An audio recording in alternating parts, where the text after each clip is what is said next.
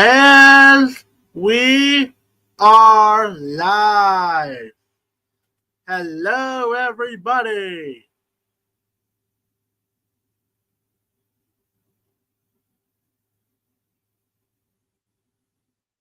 Give it for a second. Yep. After a month hiatus, because I needed a bit of a rest from streams, I decided to take a break from streams because, there were far too many in December. And I figured after the best list, I figured I'd take a bit of a break. And, hopefully a break is good enough because, as we all know, it's just, we all need a rest. Like, I figured I might as well give streams a rest for a while and then come back bigger and better than ever because we're now at season 2. That's right. The second season of TAWcast and Pals. Where in 2025, you can expect a lot of new movie reviews of everything that comes out. You can definitely expect more cartoon podcast retrospective videos where we talk about the cartoon in question and any thoughts about it, like fandom, history, best or worst episodes, characters we like, etc., etc. You can expect some collection minutes. You can expect a lot of stuff. And I'm actually going to be adding a new segment to the stream.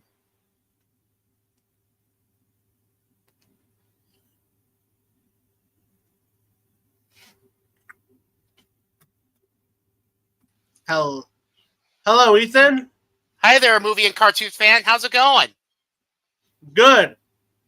Yep. It's time for a new season of this podcast. Yep. Where in the topic of this, we will be reviewing all the movies we watched in January. Yep. We're extending movies from that came out back in December all the way to January 31st. So that because, we wanted some more movies to talk about. Yep. And I did see The Brutalist today. That's cool. Yeah. All right. It was an amazing film. So far, 2025. Absolutely. Yeah. The Brutalist was absolutely worth a 3.5-hour runtime. Absolutely worth it. Yeah. But we may talk about that later on. And so we might as well get started with the collection minutes because I don't have anything particular I can showcase here. I'll go first. I will second. All right. John first.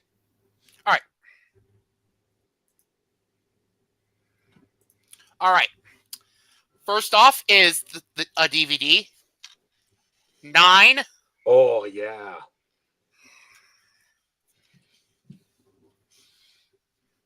Next up. We wouldn't be able to see that DVD again. Oh, because sorry. it just it just lags for some. Yep. 9.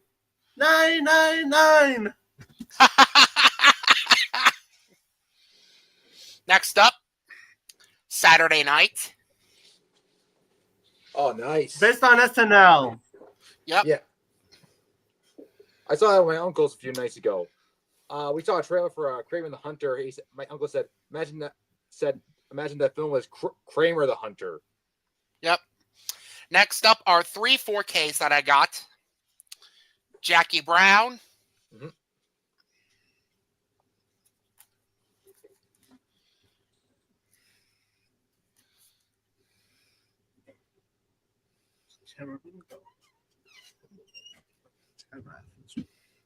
Yep. So. Yep. Nice. Next up is Smile 2. I still need to watch that. Yeah. I bet they're going to make Smile 3. Most likely. And last but not least, Venom: The Last Dance. aka one of the only parts of the Sony Marvel universe that doesn't make me want to rip my hair out in fury. I thought it was Craven the Hunter. Ugh. Thank God All this right. god-awful universe is over. Yeah, thank And God. now, Thank God. yeah. All right. Spoken record, do you have anything? Yeah. Yes, I do. All right. The Great Deku Tree in Lego form. All right. Nice. And the mouth moves. Neato. Cool. It's still a work in progress. And yeah.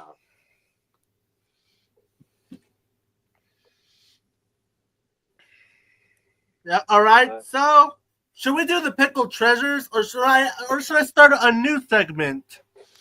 Let's start Pickle Treasures. Yeah, let's start with that. All right. My pickle of the show is Trolls Band Together. Aha! Yeah, that movie. Oh, by the way, Alex, here's something for you.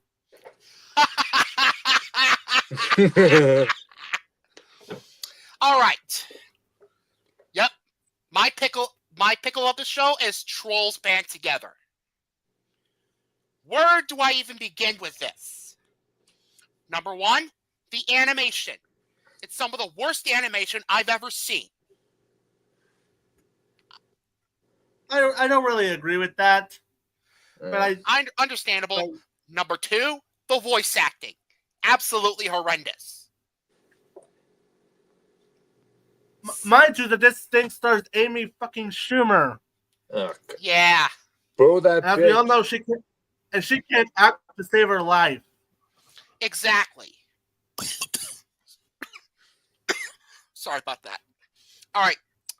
Poppy and Viva have absolutely no chemistry whatsoever. Oh shit. No shit. I wish the whole sister thing was explored in the film, but we never really do that. Yep. Don't get me started on the two fucking villains, Velvet and Veneer. My God. Or Velvet and Velma. Yep. Now, let me show you something. Give me a second. Let me show you something. Sorry about that. You feeling all right, man? Yeah, I'm okay. Hang on. Let me show you something. Look at this design. Look at these designs. Yeah. I wonder if Win or Lose got inspiration from these guys. Mm-hmm. They look like Five Nights at Freddy rejects. But seriously though, they don't even fit in the Trolls universe. No, they don't fit in the fucking Trolls universe. I mean, And just seriously. for the record, the animation in just for the record, Mrs. Trevelyan, no, the animation here is not worse than Norma the North. No. And yeah, we all know he's gonna likely say, "Screw you guys for saying the bad stuff about my precious Trolls trilogy." I'm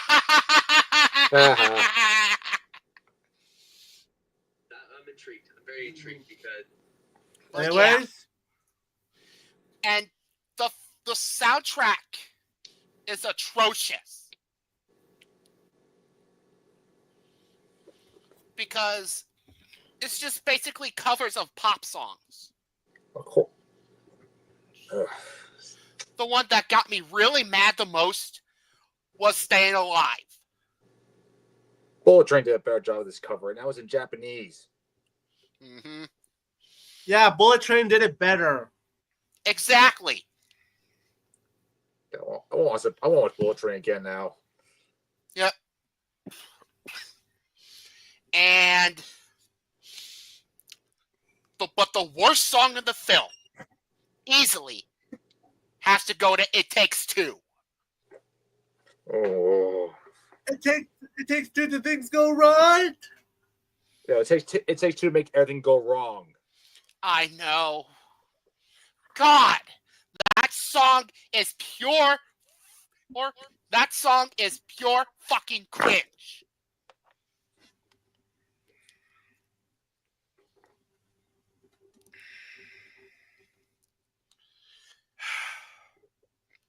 So yeah, I have nothing else to say about Trolls Band Together. It is my pickle of the show. Fuck this movie. I'm done. Trolls Band Together is painfully average. All right. And now for my treasure of the show. My treasure of the show. Let me go get it. Help me under.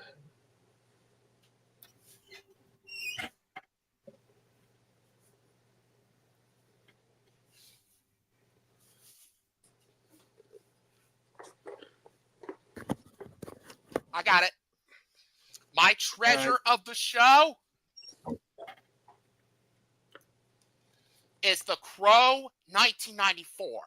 Oh, I need to watch that. AKA the real Crow and the one that's actually good. Exactly. Not that doo-doo. Not that Yep. doo-doo from last year. Yep. Oh, God. As a matter of fact, I also have both 4K steelbooks.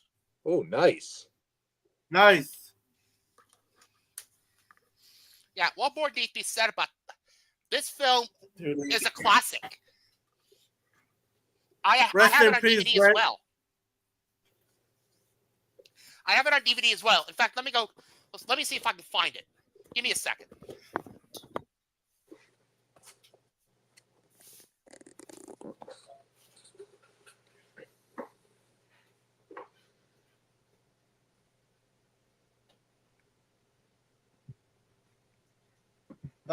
What happened? Yeah. Where? How dare you say you hate my favorite movie? Grow up, Alex. I have it. Along with 50 Shades of Grey.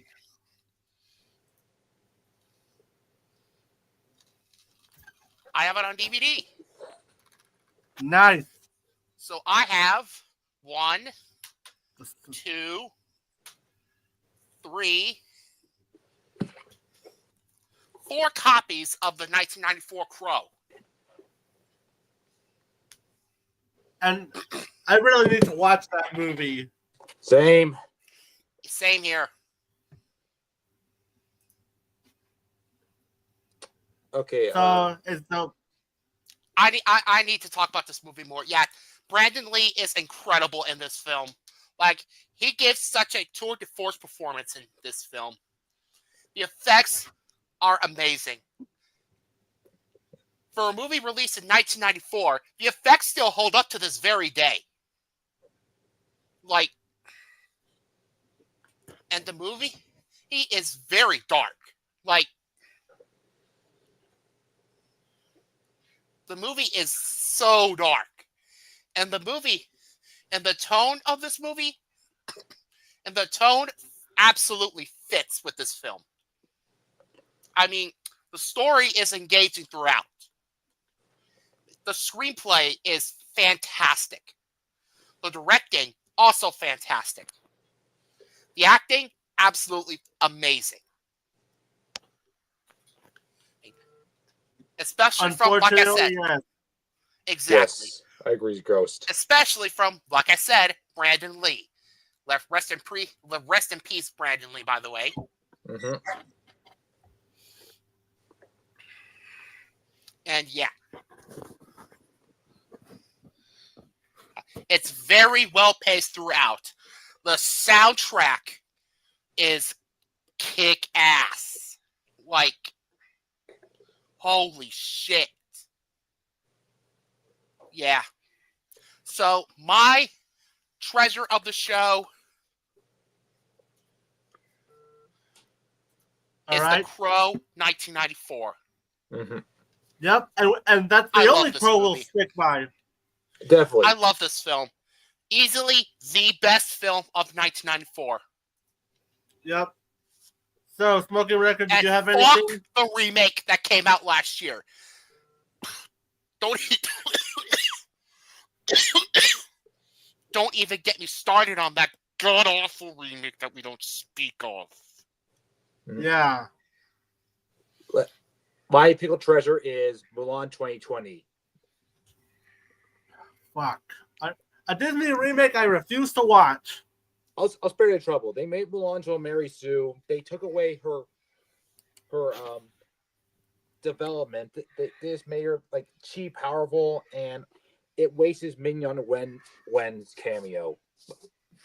Then she went before, and this is 3 years before she cameoed in Velma as Daphne's mother. Oh, by the way, they filmed this piece of garbage in a concentration camp. That too. Oh my god. Yeah, Disney's Disney- cool with firing James Gunn because of some old tweets. Yet they're cool with that. Double standards. Double standards much? Yes. Yeah. Double standards apparently exist in Hollywood more often. Yep. Honestly, it derails my favorite, and the acting makes M. Night Shyamalan's Last Airbender look like Shakespeare. Especially from our main lead. Wow, that bad, huh? Yep. Like, she's just emotionless throughout the whole movie. Like, I'd rather be executed than...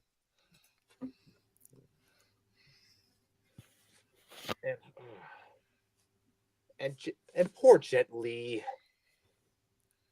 He's the Emperor. I take him more seriously in The Mummy 3. Anyway, that's my pickle treasure. As for my treasure, Tremors. Tremors? Yeah. Tremors, nice. It has Kevin Bacon and Fred Ward. May he rest in peace. The effects were amazing for 1990. And I want to say thank you to Soren Arc Voyage for introducing me to that franchise. Yep. And God forbid if they do a remake, I don't want to see CGI Tremors again. Graboids.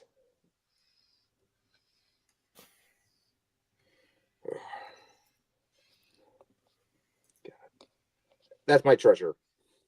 All right.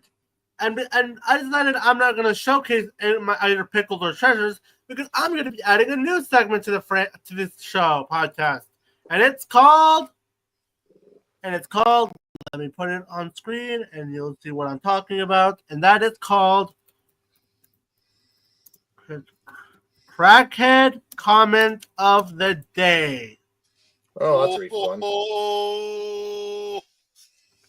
This is the part of the podcast where I get to showcase a comment or a take I found that is so laughably bad or so outrageous or hilarious, we have to showcase it. And I announced who's the first one we're going to be roasting on this particular segment. It's going to be none other than... I wonder what it is. Oh, you're gonna be on the meds for this. Oh boy. I wonder what it is. This particularly unhinged lunatic. Oh god. Here's what Branch Troll said. Brett Allcraft is dead. Let's celebrate. What is wrong with you, dude? I know. That's I mean, I've never seen any episodes of Thomas and Friends, but that review right there absolutely disgusted the shit out of me. Yeah. Not to mention, as someone who did grow up on Thomas and Friends, screw off, Branch Troll. I'm actually offended as a fan of that franchise. Good thing I exposed this fucker. Yeah. Ethan was the one who... Good thing I exposed this piece of shit. Good thing I exposed this heartless motherfucker. Well, yeah. What did Britt Elcraft do to you, Branch Troll? What the fuck did she do to you? Excuse me? Messed up. That is disgusting. Yeah, it is disgusting. It is. It is disgusting. Not sure if I could just for the stay for long record, because It I is have laundry. disgusting. It is just for the record, absolutely we only show- disgusting. For the record, we mainly do Crackhead comment a day. We only show one comment, just in case that way, in case you're clarified. But yeah, screw you, Branch Troll, for offending my childhood. Same with mine. Yeah, Branch Troll, screw you for offending the people who grew up with Thomas and friends. Like, holy crap! I didn't think you'd get worse than Mattel with that god awful All Engines Go show, but this guy managed to top that. Yeah. Yeah, this review made me angry. And yes, Gary fan, he is a horrible influence. Alex is a horrible influence. There's a reason why Trolls Band Together was my pickle of the show. Yeah, so that way we can clown on one of his fanboys for doing that. Yeah. Fuck you, Trolls Band Together Fan 2001. Fuck you. And I'm here. Alex, sir, you are a giant jackass. He is. He's a huge jerk. He is a disgrace. Deception. Disgrace. Wait. I have a better one. Because it honestly fits. This reference, it just fits so much. Get ready? Disgraceful. Disgusting. Pickle. Who agrees? Exactly. Disgraceful. Thomas has never heard such Disgusting. bullshit. I literally am just... I got a kick out of that picture where he calls. Yeah. You should on Discord. Okay. What is it that I missed? I decided to start up a new segment for myself called Crackhead Comment of the Day, where I get to showcase a comment or a mint, and I figured this guy might as well be the first one to blast. Yeah, of course. Berta would like to have a word with Alex. It's Protaka. Okay. Hence my profile picture. Thomas has never heard such bullshit. At this point, you freaks are more worried about me than you are about Mr. Beast by TikTok. It's rather fascinating. But yeah. So Fuck yeah. you, Branch Troll fanboy, and fuck you, Trolls Band Together Fan 2001, for being such a horrible influence. As much as I dislike both Branch Troll and Trolls Fan 2009, I'm actually more worried for them because of how much of a bad influence. Like, knowing that Alex is an adult and his two white knights are minors. Oh God, I can only imagine that I feel embarrassed growing up. Here's what we all think.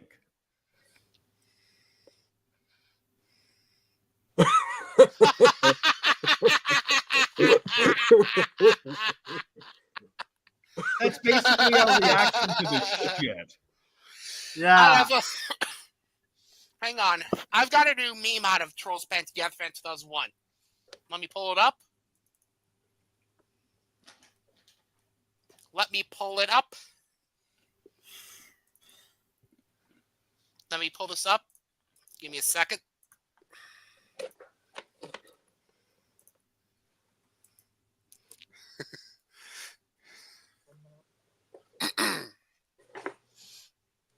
Yeah. So Trolls Band Together Fan 2001. If you're watching this, I hope you go to jail. So do I. And yeah, I hope he Alex gets. said if he has kids, what? I hope he Yeah. gets. I hope he gets therapy at the very least. Yeah, Alex said if he has kids, why don't you let them watch what they want to watch? Exactly. Yeah, anything but Caillou, which is what he has said. If they're too young to watch, unless they're too young to watch certain things, unless they're genuinely too young to watch certain things, then let them watch whatever they want to watch. Exactly. Yeah. Don't let them watch Caillou. Let them watch something that's actually more productive, that's more actually good for their brain cells, and it's actually, a good show. Let me show it up, the DVD right now. And Alex, since you like Caillou so much, I hope your kids grow up with this and not Trolls Band Together. Yeah. Because this is a good show, and Caillou is brain rot. Yep. Anyway, are we gonna get to the new meme that I made out of this guy? Sure.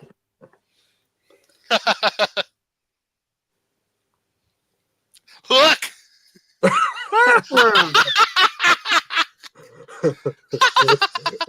Look. That's Alex on a Pampers box. Dumpster, baby.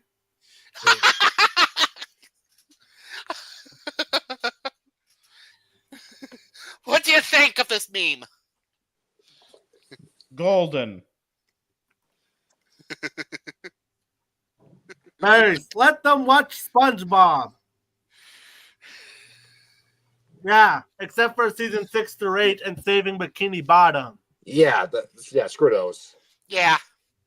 What do you think? All right. That's Trolls Band Together from 2001 on a Pampers advertisement. I thought of another crackhead comment of the day for Dan Sobel. Now, don't worry, it's nothing graphic. Let them watch MLP, FIM, and the Smurfs. Yep. Let's see. Let them watch Batman the Animated Series. Okay, I got another crackhead comment from Dan Sobel, but instead of a comment, it's more specifically a video. Now, don't worry, it's not graphic. It's not graphic at all. Is it quick? It's 7 minutes. Rather not, because I don't want this to drag out as much as we need to. All right, yeah. We're gonna do a cringe-a-thon tomorrow, so let them watch Mau Mau Tears of Heart. Let them watch Powerpuff Girls 1998. Miss Enterbunny, at this point, your freaks are more worried about me than you are about Disney potentially rolling another game company. It's rather fascinating. Yep. Plus, the whole rumor of Disney buying Sega is fake. Yeah, I find it bullshit. All right. I'm only gonna stay for the movie reviews. Get to the reviews? Yeah, I'm gonna stay for the reviews, and then I'm gonna leave because I haven't watched any MLP seasons. All right. I'm gonna review my first. Let's wait. Excuse me. Ethan, wait. Let's wait. I'm trying to make sure until Rex gets here, and because that way we don't break some of these reviews into parts. So let's look at some of these new movies individually that wasn't watched by him. So that way, I want to make sure that it's on time. Starting with coming from the Smoking Wrecker. Oh yeah. Oh god, I hated this film. Like, look at the PS5 version of Craven. All right, I've got to go to the bathroom. I'll be back. All right.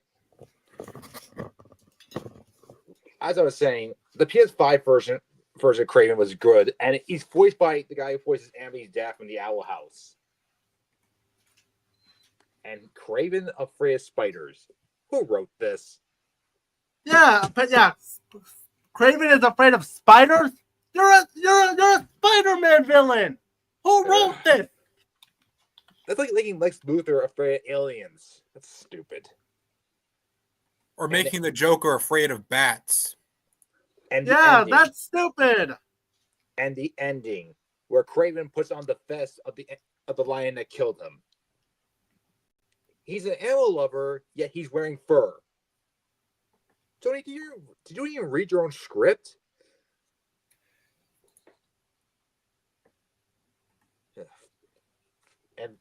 And the rhino. Yeah. And the rhino. And this is the last movie from Sony's shitball universe. Good riddance. Yeah. Yeah. Thank God it's the last one. Yeah, I'm gonna be real with you. Columbia sucks with Marvel movies. Just give just give us Beyond the Spider-Verse. Give us Beyond. And any MCU. And don't get me wrong. And don't get me started on the way Tony decided to deflect the criticism when people were hating on this stupid universe. Want to hear it? Right. Well. All right. Ready? All right. Okay. Madam Web underperformed in the theaters because the press just crucified it. It's not a bad film, and it did great on Netflix. For some reason, the press decided that they didn't want us making these films out of Craven and Madam Web, and the critics just destroyed them. They also did it with Venom, but the audiences loved Venom and made Venom a massive hit. These are not terrible films. They were just destroyed by the critics in the press for some reason. Idiot! They were terrible films. Yeah, they were awful. You didn't have a story. You didn't have a plan. The DCU had more of a plan than this. At least the DCU turned out, when the DCU turned out some good movies, they really did turn out some good movies. Mm-hmm. All right. So, because Sony can't seem to grasp that, apparently, people just want good movies. Oh yeah, Columbia can't even grasp that too. They're just as responsible. Yeah. So they're Sony, the ones that made this shit. We're not the problem here. You are. Yes. Especially and Avi Arad, shame on you. Fuck Avi Arad. Avi retard. I don't like using that word, but I agree with that. Okay. Neither do I. Hopefully, with this stupid universe finally dead, hopefully we can get Beyond the Spider-Verse and Sony can finally give the rights back to Marvel where they belong. Yeah, and they better hurry because the guy who voicing Miles is... and no, it being rated R doesn't do shit. Nope. And I'll tell you how they got the Spider-Man rights. They traded it with MGM because they sued them for Casino Royale back in the 90s.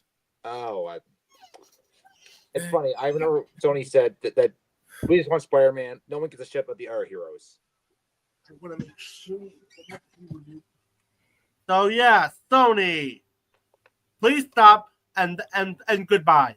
The next movie that I watched from me is The Room Next Door. This one stars Julianne Moore and Tilda Swinton. If you want to know what it's about, wait, Rex is finally going to be coming in. Oh yeah, it's from Pedro Aldomo. Wait. Yeah, I did watch this, and yes, this technically is a 2025 release.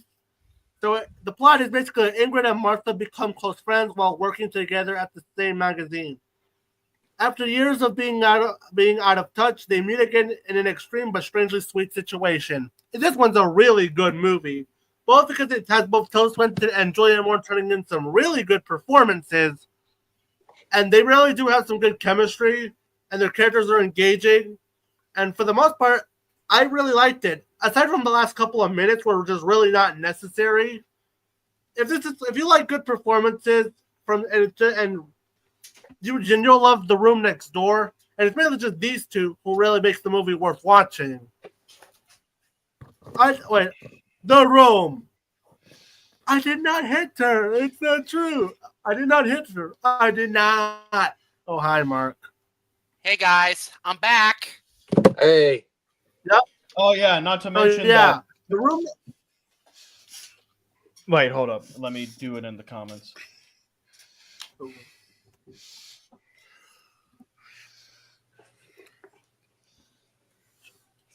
Okay, you can go continue now. All right. So, yeah. Not only is this movie really good, so yeah, I recommend this one movie a lot. So, and I'm gonna give it a 9 out of 10. The next movie this one came from Ryan. Did you watch Flight Risk? Yes. No. All right. Any thoughts on this one? Yeah, I give it a 5 out of 10. I have no plans on watching Flight Risk. I heard it was bad. Yeah. I heard about it's basically it's directed by Mel Gibson. And how would you but then again, Saving Bikini Bottom is way worse. So yeah, I heard this one was bad, and it has Mark Wahlberg, and who hasn't really been in a great movie in a while. Like, what was the last movie I saw? Like, aside from Arthur the King, what was his last good movie he's been in? Last thing, I think Free Ted 2, or just Ted. Yeah. Mark Wahlberg has been on a pretty downhill spiral. He really does need to fire him. Yeah, he was. And it's sad because he's actually one of my favorite actors. Yeah. In this movie, he looks like Clint Howard. Mm-hmm. He does, from what I've heard.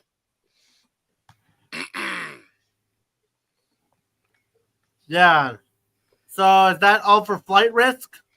Oh, wait. Now, here's something really interesting. I tried telling my dad about the bad reviews of Flight Risk, but he thinks that it's the woke media that's doing it, and they hate Gibson. Fuck. What is wrong with these people? I know, right? Just wanted to tell you. I thought it was... I always thought South Park was joking about Mel Gibson being crazy. But it's kind of true when you're looking back at that episode.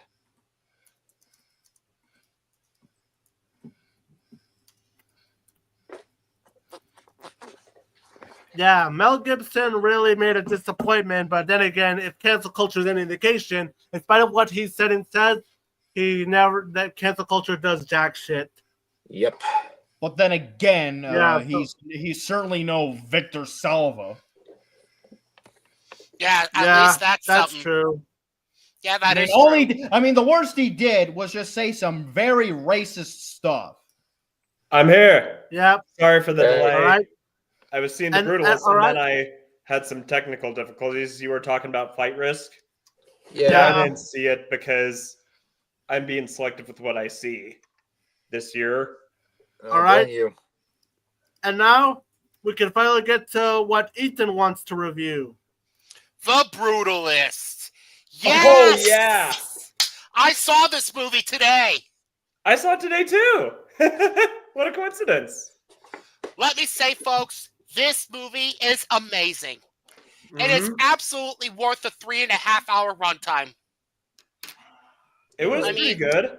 The story, fantastic. The screenplay, absolutely terrific. The acting is absolutely terrific as well. Adrian Brody gives out such a phenomenal performance in this film. Mm-hmm.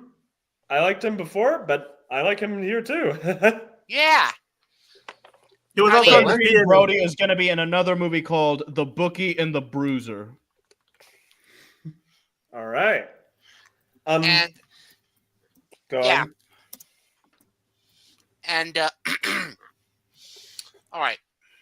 The cinematography, absolutely gorgeous. Mm-hmm. The film is beautifully shot. The editing, also phenomenal. The pacing, considering the fact that this movie was considering the fact that this movie was 3.5 hours long, it was really engaging throughout. Mm-hmm. I'll check that out when it comes out. Yeah, I saw it too. Let me just say I'm so grateful that there was only one trailer. An issue I have is like there will be all these 20 to 30 minutes of trailers before the actual movie. Like I get you can advertise movies, but I've seen most of these trailers on YouTube. Also, it was nice for the intermission, but anyway, yeah, it was a great movie. The cinematography was well done, as you said, and the soundtrack was amazing. And of course, Brody killed it.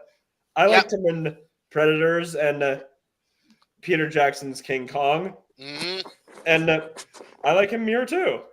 I heard people draw parallels to The Pianist, but I can't say because I haven't seen The Pianist. I haven't seen The Pianist either. I refuse to watch The Pianist, knowing that it's directed by Roman Polanski. Yeah, and there are these whole debates on how we should separate the art from the artist, which I'm open to because I still enjoy James Franco's performance and things.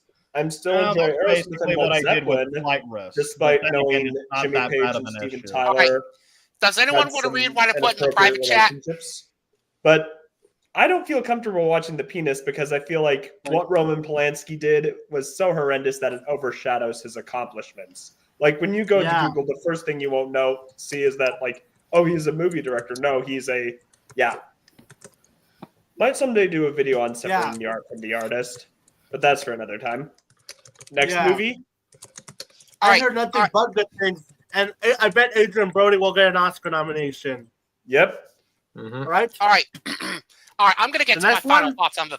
You have before we get to the next movie, I'm gonna have my final thoughts on this movie. Oh, and the ending was really good. Yeah. So no flaws with this movie. A24 nailed it again. 10 out of 10 or an A+.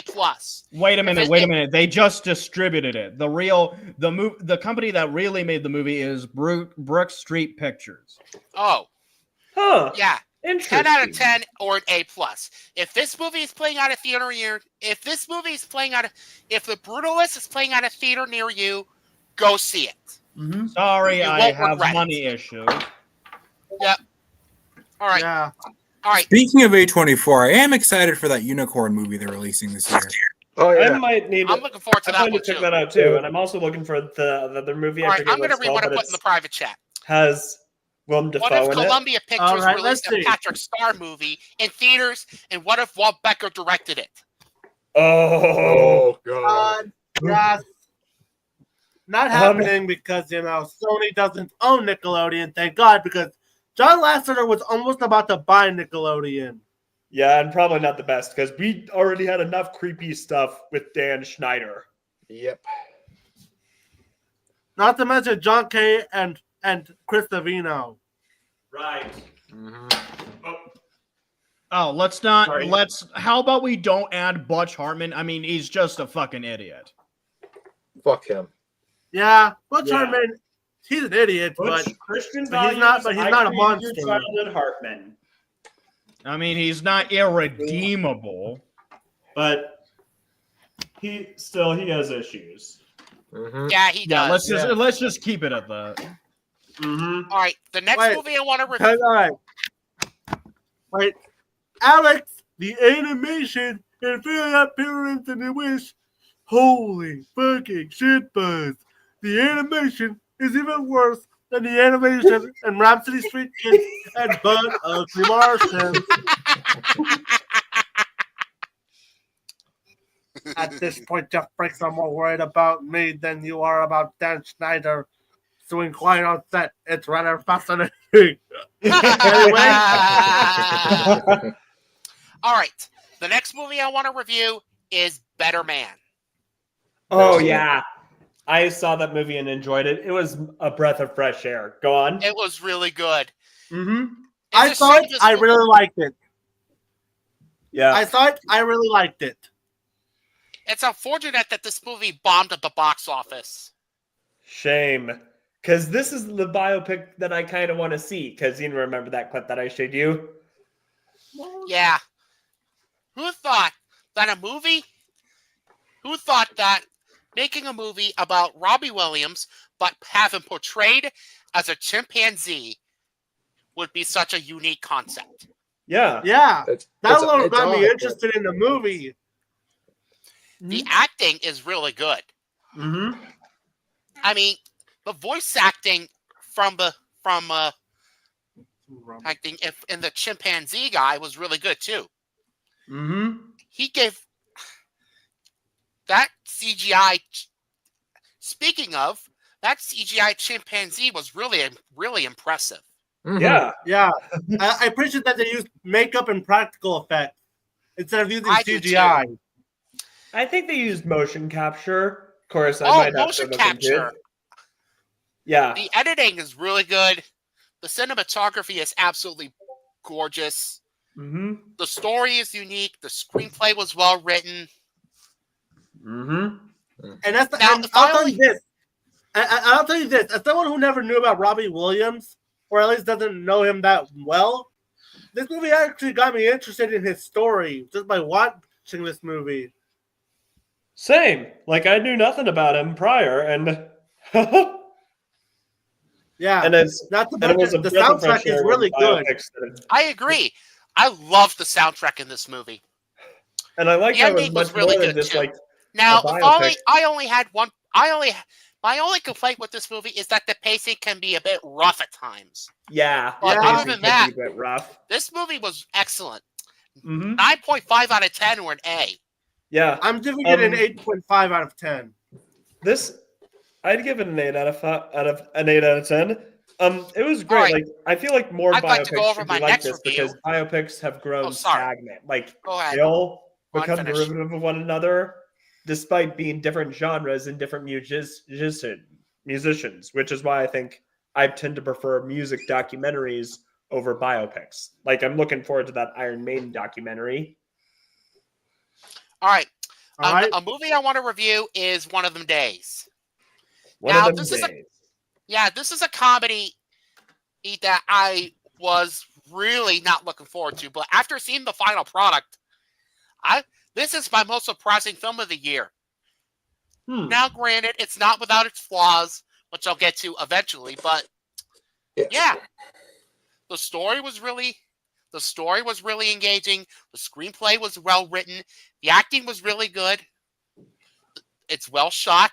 It's well edited. Most of the 90% of the jokes were really funny.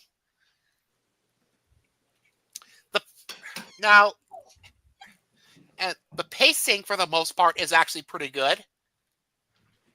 The two main actresses have really good chemistry. And the ending was quite satisfying.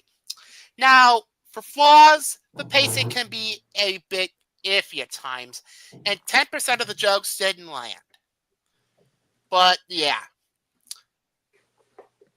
Some of the characters in this movie were kind of unlikable. But other than that, this movie was really good. 8.5 out of 10 or 8.5 out of 10 or B+. I really liked it. Might have to check it out when it hits home release. Same. I heard it has This movie Cat was Williams. actually Does that released by Cat Williams? TriStar Pictures. Right. This movie was released by TriStar Pictures. Yeah. Yeah, have them Right. release fixed. Yeah. Didn't one of them Davis have Cat Williams? He's this comedian I really like. I like him as a pimp named Slickback in the Boondocks. That's a pimp named Slickback. You say the whole thing. Can we just call you Slickback for short? No, I'm a pimp named Slickback. Crystal, who's this person? I'm a pimp named Slickback. Say it with me now. Yeah. So what's the next movie? From Ethan? I don't have any more reviews. Okay. Oh, okay. Let's see. And all right, the next starting with. Wait. A Complete Unknown. Put it right screen right. Yeah, here. Bareback Runner. Oh, a complete unknown. This A complete biopic felt more like a unknown. memoir. I love this movie. Yep. This is a great I film. heard that. Yeah, and thank God James Mangold redeemed himself with this movie after he directed Dial of Disaster. Right. And I was hesitant. That was actually one of the reasons I was hesitant. Really engaging. Mm-hmm. The screenplay was fantastic. The acting was terrific. Timothy Chalamet absolutely nailed it as Bob Dylan. Mm-hmm. The Yeah. rest of the cast members, Edward Norton, I can't remember the cast names. They were all terrific. Mm-hmm. This movie is beautifully shot. The costume design was excellent. Mm-hmm. The soundtrack was terrific. Mm-hmm. Absolutely terrific soundtrack. Mm-hmm. For sure. Yep. And I, like, as you said, it's another solid biopic. Yep. Granted, I prefer the Robbie Williams one because it did something more interesting, but that's just me. Look what I put in the private My chat in case of anyone missed. Yeah. Yeah. Oh yeah. Your dad is stupid. That is stupid. Right. But yeah. The editing is fantastic. It's very well paced. Mm-hmm. Maybe. The ending too was really satisfying too. For sure. I surprisingly have no flaws with this movie. 10 out of 10 or an A+. Nice. Watch this movie if you can. Mm-hmm. I would It's do that. definitely worth it. What a wonderful day! What a wonderful day! I still need to watch it. There's gonna be so many Miss Sandra Pony and Trollsman to get a fan jokes on these streams, aren't they?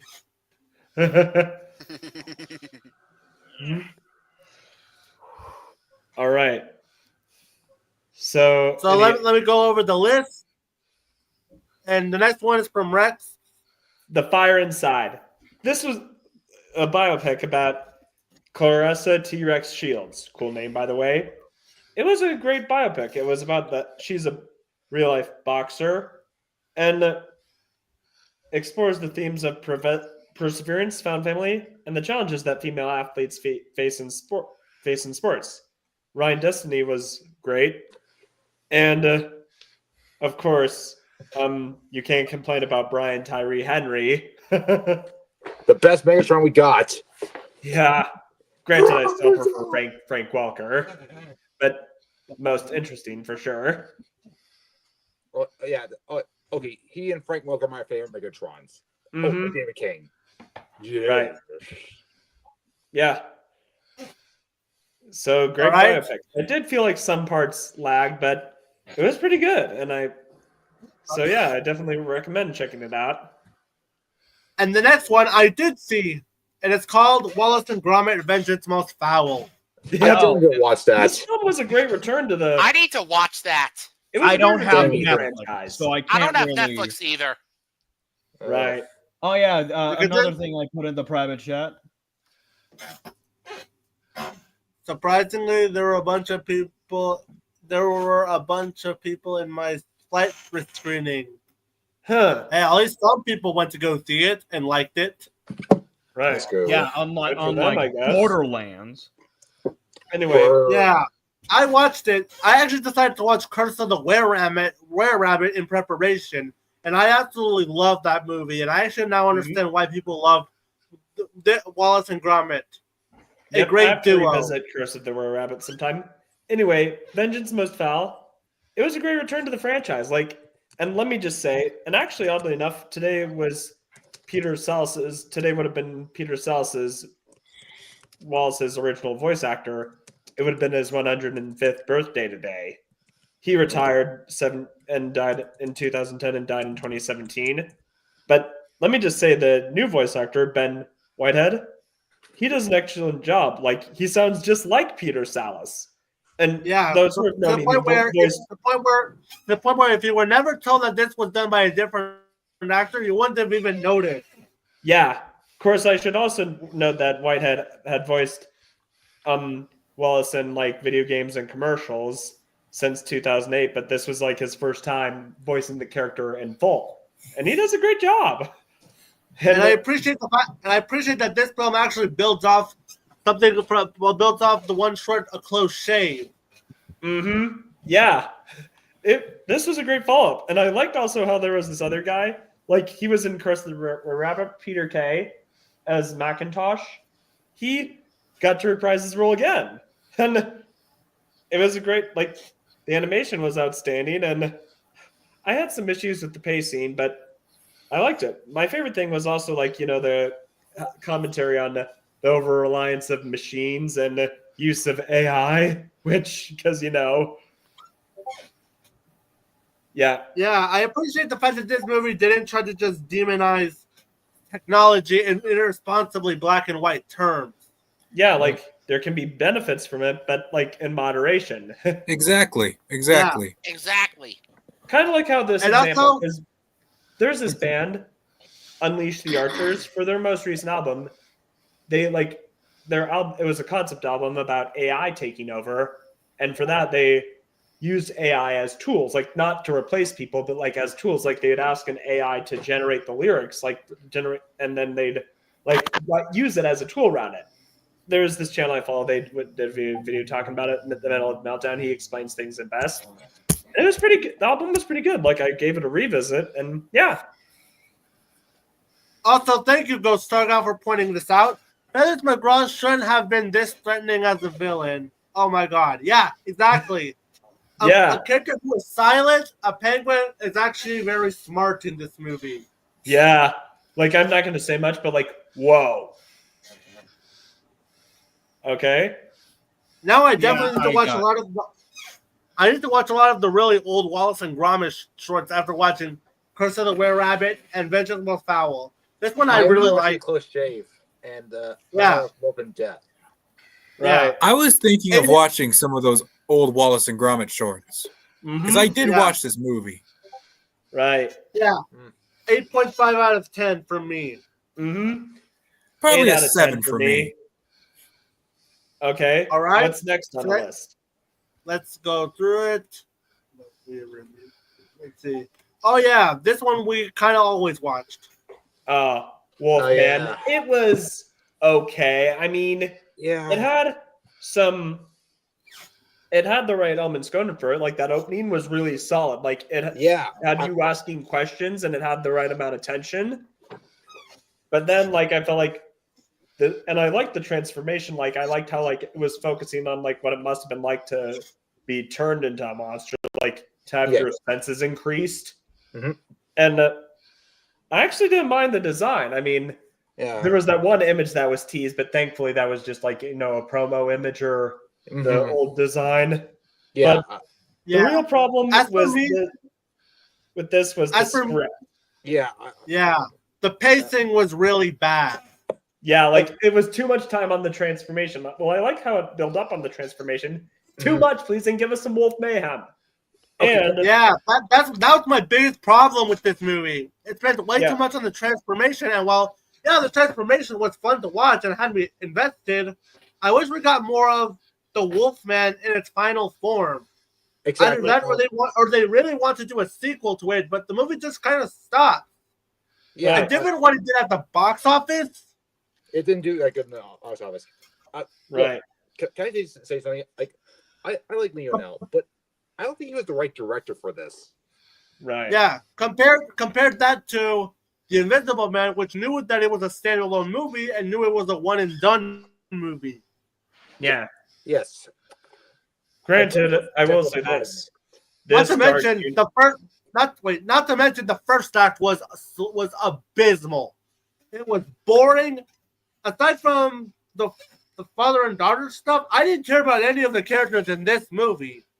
Yeah, and don't get me started on the whole setup.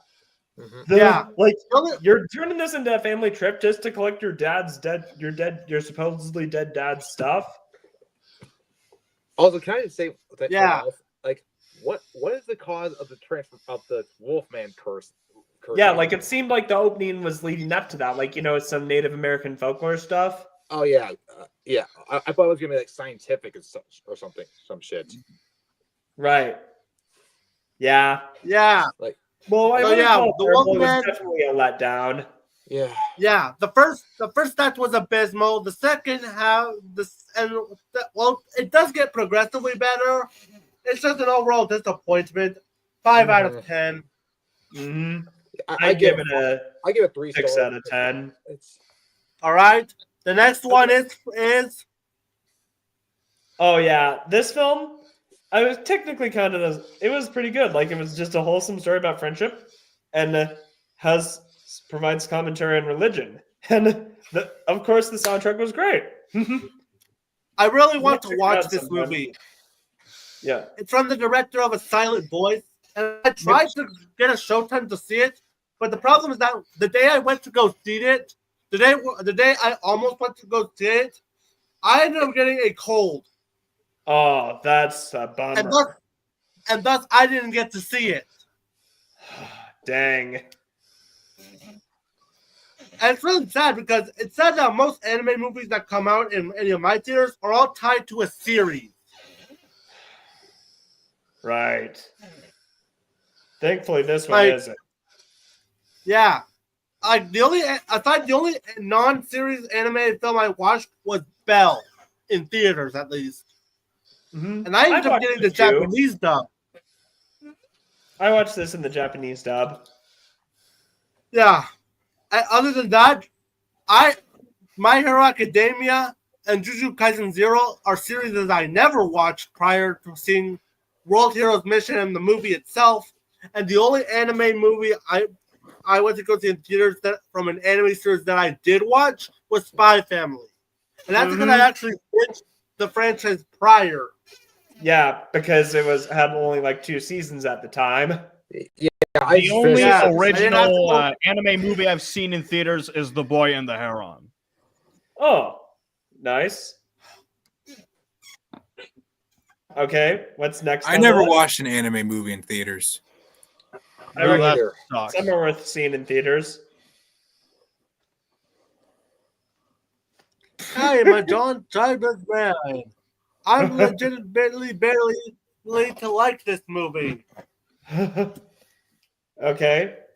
What? Yeah, go play Darkstalkers. They got a Wolfman. All right. If they can re-release it. I'm sticking with the 2010 Wolfman movie because at least there was the actual Wolfman. Right. Yeah. And so yeah, I heard that film didn't have the best reception. It gained a cult following, so I might check it out. Okay. Yeah. It also has Sarah Anthony Hawkins in it, and I think it's a better acting performance than Transformers 5. We don't talk about. Yeah. Like, what were you thinking, man? Dude, what were you thinking? But then again, not too surprised because anyway, Stuart. The next movie is Presence. This film, it was all right. I mean, I liked how it was told like from the perspective of the ghost, but in the found footage format, and I had a nice atmosphere. But I just wished that there were more scares and excitement. But it's a harmless watch. All right, so that's it for Presence. This one's from Ryan. Dark Match. Never heard of that. Never heard of it either. Okay. Never heard of it Let me either. look it up. So it's basically about a small-time wrestling company that accepts a well-paying gig in a backwoods town, only to learn that the community is run by a mysterious cult leader with devious plans for their match. That's interesting. And it stars Stephen Ogg, the voice actor for Trevor from Grand Theft Auto 5. Cool. It is basically over the top, crazy, and I just loved it. I instead liked it. Nice. If you have like AMC Plus, then go watch it. Yeah. It's a Shudder exclusive. Oh, I don't have Shudder anymore. I don't know. Or, although they will release it on video on demand. I just know it. Okay, might check And it out. thank God that they release their stuff on video on demand. Because we don't really see that a lot. Yeah. Exclusives. I've seen a few Shudder originals. Like I've seen them, like that I don't have Shudder, but I mean, like I'd seen them, like I'd read them off iTunes or Apple TV, and I would enjoy them. Like so far, my favorite is Mad God. It's a goddamn miracle that they do that they put their exclusives on iTunes and digital platforms. Mm-hmm. Yeah. And they also even do that on physical media. Shudder released Oddity. I really like that film. Right. I just saw that copy of that at my local library. I actually saw that in theaters. Anyway, all right. The next film, Dogman. I can't really say much about it. I never read the books. I was more a Magic Treehouse fan. I read a few of the I books. have yet to see it. It was enjoyable. I liked the animation, and there were a lot of jokes that cracked me up. Petey's Butler, I'd watch an entire movie with just her. And I did feel like some plot lines got muddled, but it's an enjoyable film, and I'm sure fans of the books will get a kick out of it. Mm-hmm. Plus, that Bad Guys short was nice. Looking forward to the Bad Guys too. Oh, so am I. Yeah. I'm looking forward to that movie. If there's one reason to go see Dogman, it's that. Mm-hmm. Yeah, that short was hilarious. But then again, the Bad Guys 2 might have competition for the best animated movie of the year with Chainsaw Man, Raise the Ark, and Wildwood. Yep. There's one more movie that came out in January that I saw. I saw it yesterday. Companion. I think we could count it this time. What? Okay. All right. Companion, I saw people draw the parallels to Megan, but this stands out. And I should note I saw a friend of mine, Isaac Carthy. He said it was pretty much an R-rated version of Megan, which they have similarities, with the robot and the commentary and AI, but agreed. It is its own thing. It's more of a dark comedy, and despite being a dark comedy, it managed to actually tackle some touchy themes with grace. And it's pretty good. And Sophie Thatcher certainly carried the film, which that's not the only horror movie I saw her in. The other one was Heretic, which is why I'm all, why does she look familiar? That's why. Wait, she was in Heretic? She was one of the ladies. Oh, the Mormons? Yes. And this film, it's enjoyable. And here's the craziest thing. I found this out on Letterboxd. The writer and director, one of his other writing credits is Fred 3, Camp Fred. Glad to see he's made it past that. I don't know what shocks me more, that Fred has a trilogy more than Henry Cavill, or he went from Fred to a good film. Or how is it that we have 3 Fred films and we never got the complete Del Toro Hellboy movie? That's another good sad. Yeah. That's a crime against humanity. Yeah. And it seems like we'll never get a third.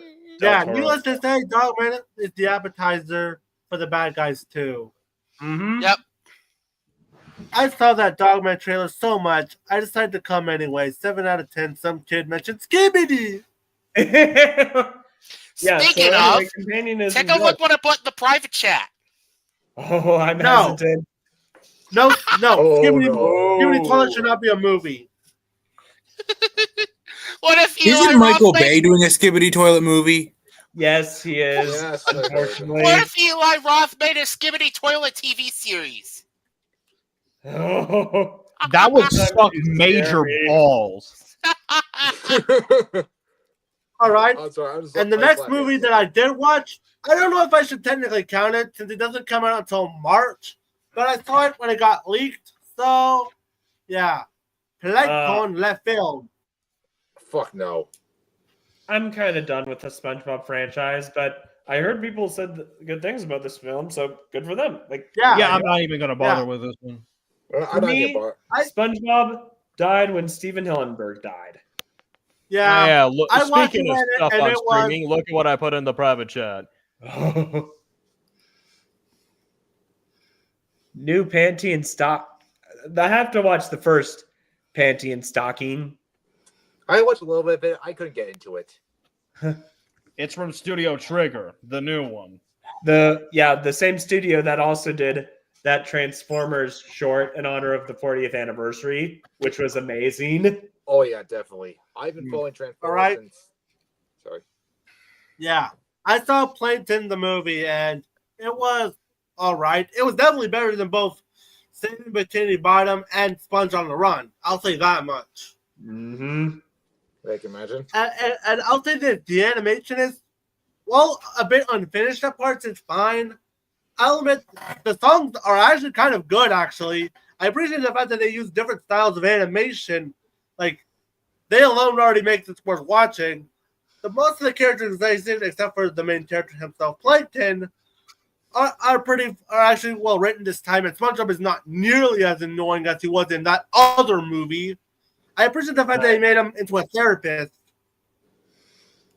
And although I will admit I do have flaws, Plankton can be a bit of a dick in this movie, probably more than he's ever been in the series. Like seriously though. Karen deserves to be treated better than this. Yeah. Surprised they still are together. Yeah. Honestly, I don't know who's worse, Joe Bonnie or Plankton and Karen. Yeah, I mean, I remember that episode when it was season 4, when Plankton started dating Mr. Krabs' mother, and he actually shut Karen off. Yeah, and because Plankton's the main character, this movie is the combination of Sponge out of water and Plankton gets the boot from season 10. Right. Nickelodeon, Netflix, please for the love of God, stop letting things get leaked. Have better security, dang it. Yeah. Also, get to work on the Bubble Bass movie. That shit is gonna be legendary. Yeah. Hey, Sony, Hey, Sony, distribute that Patrick Star movie and let Walt Becker direct it. Wasn't there a Patrick Star game? Yeah. Yes, there is. Hey, Sony. Yeah, I wonder what the Bubble Bass movie. I wonder Sony, what the Bubble Bass. Let Nickelodeon make that Patrick Star movie, and Columbia, you better distribute it in theaters and have Walt Becker direct it. What do you think? Well, it's not going to happen, but then again, on that Bubble Bass movie. Mm-hmm. So yeah, I'm kidding. This SpongeBob movie? Yeah. Yep. How would I rank this SpongeBob movie? I rank it in the middle of the franchise. Not as good as the Sponge Out of Water, and far good than the first movie from the first movie. Mm-hmm. The first movie will always be the best. And Sponge Out of Water is having its 10th anniversary, and I think that film is underrated now. Yeah, gonna have to rewatch it. It had some good jokes. Aren't you overreacting a bit? Welcome to the apocalypse, Mr. Squidward. I hope you like leather. It was the first movie I went to go see in theaters, so that movie that movie already holds a special place in my heart. Nice. I never seen the first movie. Yeah. But I would rather watch the Plankton movie over both Sponge on the Run because I think that movie was more boring, and the less was said about Saving Bikini Bottom, the better. Yep. That film is along with But some yeah, others. I'm is the still reason there, I've added the gone. Yeah. But other than that, any SpongeBob movie that comes out, I am going to go in with very big caution because they can either be really good or really terrible. Right. Mm-hmm. Sponge And on with the that's Saving Bikini Bottom is the reason I invented that. I'm not watching that mentions. yeah. So Plankton the movie, 6 out of 10. Mm-hmm. And finally, that's the last of the reviews. All right. And now it's time for the final thing to cover. Since I decided to revisit My Little Pony Friendship is Magic ever since I finished the show back in August 2021. Ever since then, I've been thinking of have my thoughts on this show have changed since last year. So I decided to think myself, I would do a revisit of the entire series to see how much it's held up since now that I'm much older and I can actually look at things more differently. So in other words, I decided to start from the first season and then we'll continue from there. All right. Sounds good. All right. So for my thoughts on season 1, it was all right. Like, I do get why. All right. I'm going to go ahead and leave. See you later. All right. See you, John. See you, Ethan. See you, John. So yeah, this season was all right. Like, I do get why this was the start of the Brody culture. Like, it was practically skyrocketed. But there were some issues with season 1, like how Twilight kept constantly being shoehorned in throughout the season. Like, you could definitely see that a lot. Mm-hmm. And some episodes were affected by her being shoehorned in. Yeah. So, however, when season 1 did have some good episodes, it really did have some good episodes. So I decided to rank a new tier system for how I would feel about each episode. So here we go. Wait. Yep. Here is the official tier list. Huh. So yeah, starting with, let's start from the worst episode all the way on to the best. Starting at the bottom, number 25, A Bird in the Hoof. So I have my notes on Blue Sky. I have them ready. So, get my thoughts to help me remember. Number 25 on the list is A Bird in the Hoof. Of all the episodes of season 1, this is not the most bad episode, but it's definitely the least good I can say about it. Because no episode this season, I can't think of many high points this episode has.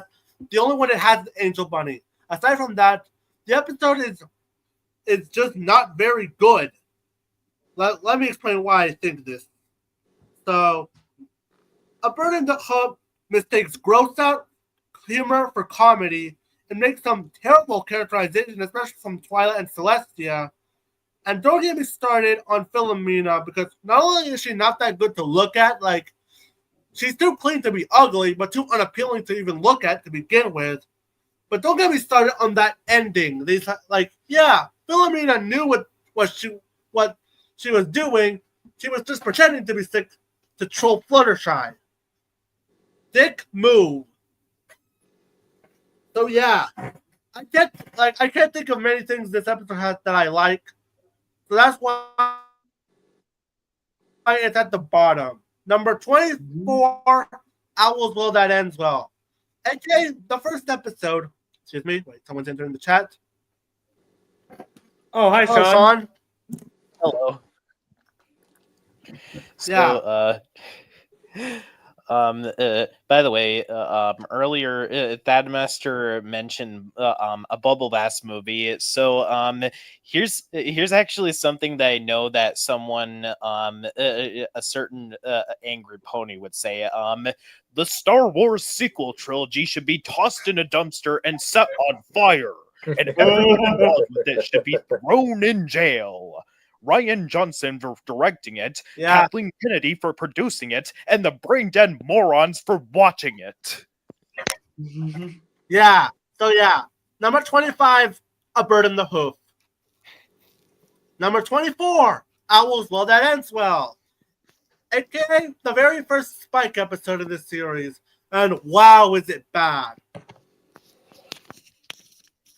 Owl's Well That Ends Well is terrible writing incarnate. Aside from a nice beginning, which I did like because it was just watching how everyone hanging out. I don't know. That just was kind of nice. It's still overshadowed by a contrived and contradictory narrative about Spike that treats the audience's intelligence like they're too stupid to get it. This set the bar for the bad Spike episodes that will get worse later on. Like, seriously, though. Twilight was at her absolute worst in this of all the episodes in season 1. Mm-hmm. And the only thing I will say that I liked was Spike making a fool out of himself, but that's only for ironic reasons. Like, yeah, seriously though, you think that framing Aloysius for killing a mouse would get him kicked out? Yeah. Number 23, Ghostbusters. Yeah, this infamous turd is on here.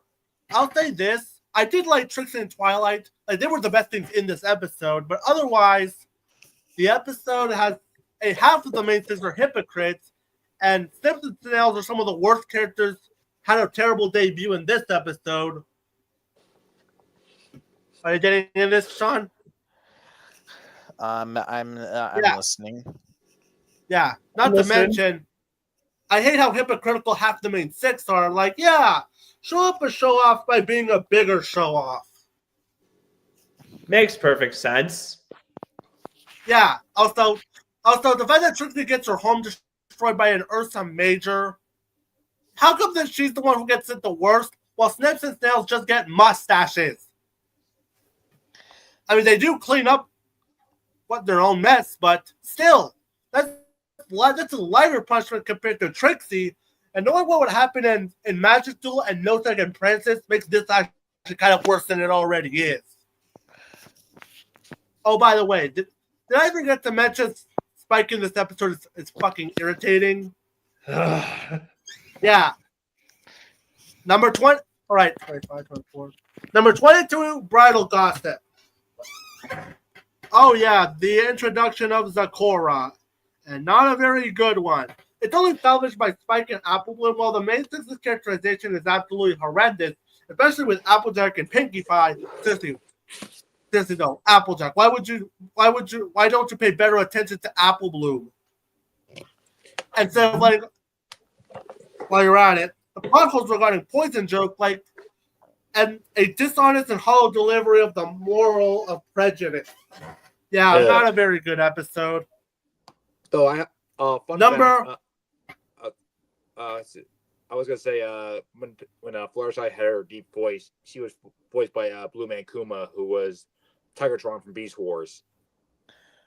Yeah, that was the best thing in this episode, unfortunately. Number 21, Feel Like Pinky King. Despite the few stellars of excellent comedy, gets overshadowed by a moral with very unfortunate implications, to put it lightly. Mm-hmm. Yeah. It has some very unfortunate implications. Number 20, Look Before You Sleep. It's basically just watching Rarity and Applejack bicker for most of the episode. And while depending if you can find it funny, I doubt you're going to like Twilight here because of how oblivious she is. Number 20 is my guilty pleasure of the season, The Showstoppers. While the CMC are just too dense to see the fact of their own talent, it's just ironically entertaining because in spite of how bad objectively it is, I got so much entertainment out of it that I can't put this in the bottom 5 for season 1. Number 19, Stairmaster. Number 18, The Ticketmaster. 2 episodes that just go, well, that was an episode. Wait, 25, 20, 21, 20, 19. Number 16, Winter Wrap Up. I love the song, but not much else. It's just kind of just there of an episode. Number 15. Wait, all right, let's see. Trying to make sure. 25, 24, 22, 21, 22, 18, 17, 16. Number 15, Over a Barrel. Napolsky's humor shines in this episode, but it's otherwise crowded by a story where the comedy is good, and we do get some additional world building with Appalootan and an interesting idea, but squandered by too many ideas and some of the dumbest characters we've seen in the series so far. Number 14, The Best Night Ever. Yeah, definitely one of the weaker season finales. It does have some fun moments with the worst night unravels, but otherwise, it just doesn't really do it for me. And depending if you can find the main six suffering funny, you won't really see much reason to like it. Also, here's to you, Blue Blood, because I fucking hate you so much. Although I will say this, I do find the part where Fluttershy snaps to be hilarious. You are going to love me. Yeah, that part was actually pretty funny, and it was just satisfying, along with Rarity finally sticking it up to Blue Blood.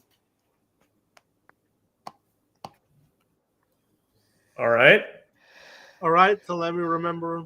All right, number 13, Swarm of the Century. Number 13 is Swarm of the Century on my list, and this episode has some fun to be had with the whole Goonies parody, and Pinky is the best thing about this episode, although she only communicated better. If only didn't suffer from characters making dumb decisions, mainly Fluttershy, and a confusing view of communication, then maybe we could have had a better episode. Number 12, Griffin the Brush Off.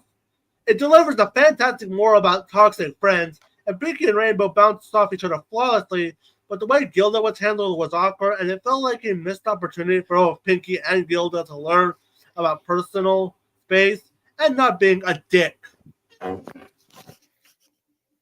All right. At number 11, we're almost close to the top 10, is Green is Intercolor. Not only is it, unlike Oswald of That Ends Well, this is how you write a jealousy story. With a great character duo being Fluttershy and Rarity, and we showcase some good development for both of them. But unfortunately, if only it wasn't ruined with Spike, Twilight, and especially Pinkie Pie. They did not need to be in this episode at all. This was yet another episode that had this issue.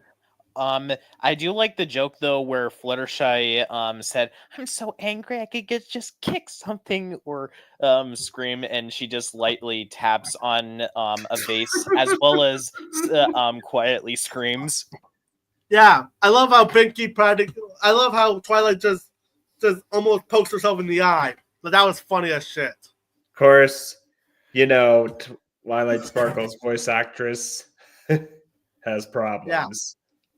Yeah, and now we're in the top 10. At my number 10, Applebuck Season.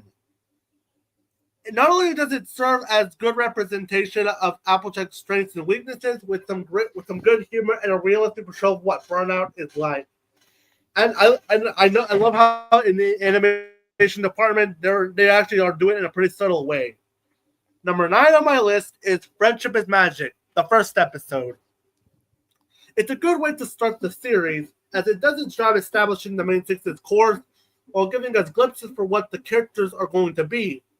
Even if Nightmare Moon was a bit of a blueprint villain for what's to come later, and part 2 kind of got repetitive, I still think it's a solid start to the series. Number 8, Dragon Shy. It's the first really good episode of the series as it catapults the show from alright to something that defies expectations with, for the most part, with the exception of Rainbow Dash, likable and well-written characters, an enjoyable adventure story, and that, mind you, that it's not even a two-parter, and Fluttershy showing what character she can be. She stood up to a dragon. Mm-hmm. And now we're on to some really good episodes, aside from the last one I just mentioned. My number 8, 10, 9, 8. All right, now, we're at my number 7. All right, my number 7 is Call of the Cutie. It blends hilarious humor, a relatable conflict for Bloom and Bloom, Diamond Turd and Silver Scum being little twerps, with it having very little Twilight, which already gives it a strong advantage. Plus, knowing what's coming later on makes it even better. Looking at you, season 5. Number 6, A Dog and Pony Show. As this episode exemplifies what makes Rarity such a great character, with great humor and a use of her stereotypes to the episode's advantage. Also, Rarity's whining alone makes it really good. And unlike a certain episode from season 2, this is how you do female empowerment. Yeah, it really is, or really just most modern day media, to be exact. My number 5, Sonic Rainboom. It's an iconic episode for a very good reason, with many memorable moments, such as the Rainboom itself and Fluttershy's. Yay!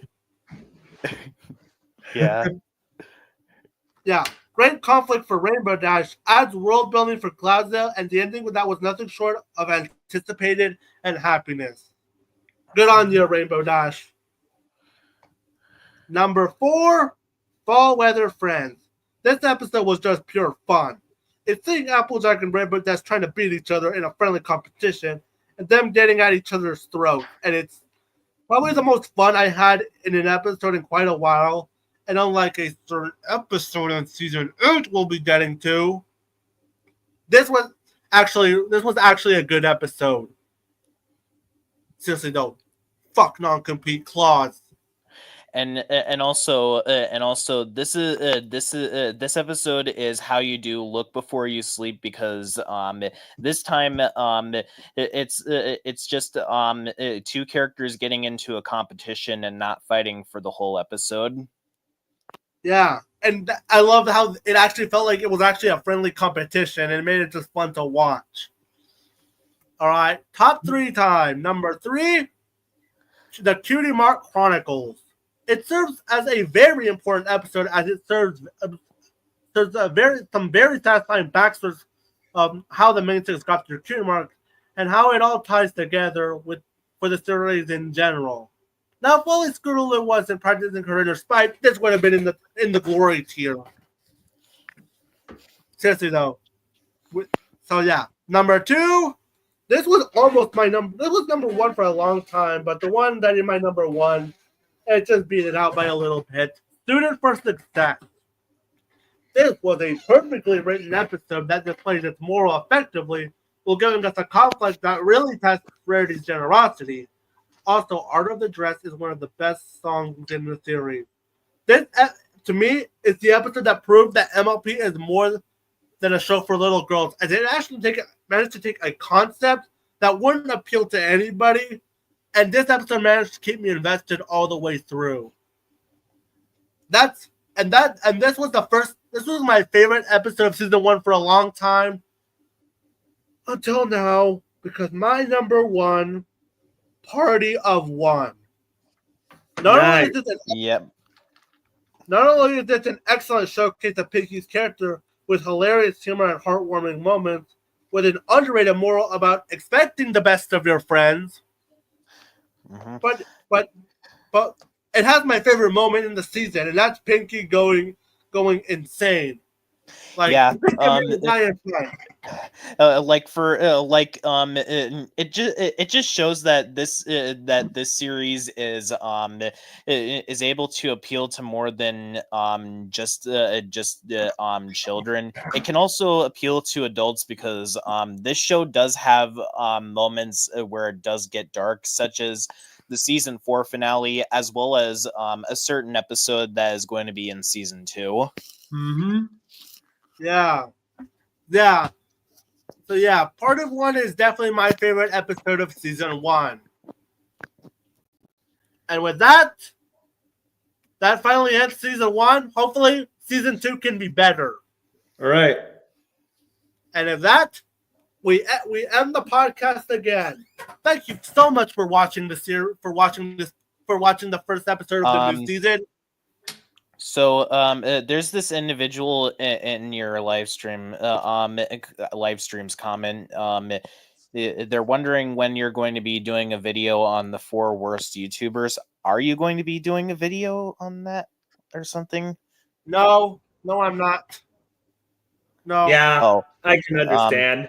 Take it from someone who had to deal with some drama. Oh. Yeah. And yeah. I don't know who you are, but I don't think that Movies and Cartoon Fan is going to do that.